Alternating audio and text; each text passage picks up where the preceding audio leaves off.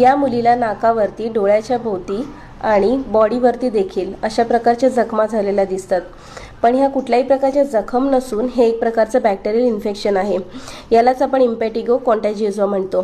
Basically हे infection group A स्ट्रेप्टोकोकाय आणि स्टॅफ orris यामुळे होऊ शकते। इम्पेटिगो कॉन्टॅजिओसाचे दोन प्रकार असतात, एक बुलस आणि दुसरं नॉन बुलस। आता आपण जे बघतोय ते नॉन बुलस टाईप आहे। यामध्ये हनी क्रस्ट लाईक लिजन असतं, ज्यामध्ये मधासारखं चिकट असा स्राव त्या जखमेतून बाहेर येतो।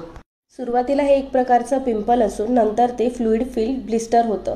शेवटी याचंच रूपांतर हनी कलर्ड स्कॅब किंवा हनी कलर्ड क्रस्टमध्ये होतं। यामध्ये फेस, अप्पर ट्रंक, हँड्स आणि फीट इन्व्हॉल्व होतात। हे मोस्टली इन्फंट आणि चिल्ड्रनमध्ये दिसून येते। याच्या नावातच कॉन्टॅजिओसा आहे। सो ही रॅश एका बाळापासून दुसऱ्या बाळामध्ये डायरेक्ट कॉन्टॅक्ट थ्रू पसरते। ट्रीटमेंट ऑप्शनमध्ये आपण सिस्टेमिक अँटीबायोटिक आणि लोकल अँटीबायोटिकचा वापर करतो। With antibiotic he rash within 7 days to 10 days मध्ये बरी होते आणि विदाऊट अँटीबायोटिक 3 to 4 weeks याला बरं होण्यासाठी लागतात। अनहायजेनिक कंडिशन्स, ह्युमिडिटी यामध्ये ही रॅश जास्त प्रमाणामध्ये दिसून